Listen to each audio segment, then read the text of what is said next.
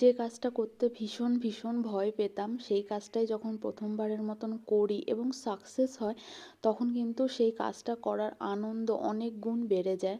তো এই যে পিঠেটা কাটা হচ্ছে, আমরা তো চুষি পিঠে বা ছড়া কাটা বলি, হয়তো এক একজনের আঞ্চলিক ভাষায় এক এক রকম নাম এটার। তো যাই হোক, এটা আগে বিয়ের আগে মা বানিয়ে খাওয়াতো, আর বিয়ের পরে শাশুড়ি বানিয়ে খাওয়ায়। তো আমি যে এটা একা একা বানাবো এটা কখনোই ভাবিও নি, আর এটা মাথাতেও আসেনি। কিন্তু আজ সকালবেলায় ফেসবুক স্ক্রোল করতে করতে একটা কাকিমাকে দেখলাম, দেখে তো আমার যতটা না খেতে ইচ্ছা হয়েছিল তার থেকেও অনেক বেশি বানাতে ইচ্ছা হয়েছিল। আর আমার হাজব্যান্ডও যেহেতু এটা খেতে খুব পছন্দ করে, তো ভাবলাম এটা বানিয়ে রাখি। আর সত্যি কথা বলতে আমি একদমই সামান্য বানিয়েছিলাম, কারণ আমি আশা করিনি যে এটা ভালো হবে, কারণ পিঠে তো একটা খুব সেন্সিটিভ ব্যাপার। এটা বেশ কিন্তু অনেকটাই টাফ।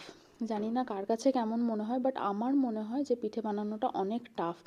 আর আমি যখন বানাচ্ছিলাম না, আমার তো বানাতে বানাতে প্রায় 2 ঘন্টা মতন লেগে গেছে, কারণ একা একা সব কিছু করতে হয়েছে।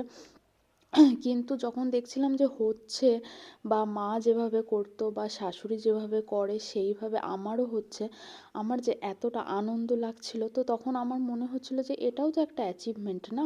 অ্যাচিভমেন্ট মানে যে সবসময় টাকা পয়সা ইনকাম করতে হবে সেটা কিন্তু নয়। আমার মতো যারা হোম মেকার আছো তারা হয়তো অনেকটা রিলেট করতে পারবে আমার সঙ্গে। তো আজকে যখন আমি বানাচ্ছিলাম আর হচ্ছিল, আমার মনে না একটা অদ্ভুত আনন্দ কাজ করছিল। তো যাই হোক, দেখে তোমরা জানিও কেমন হয়েছে।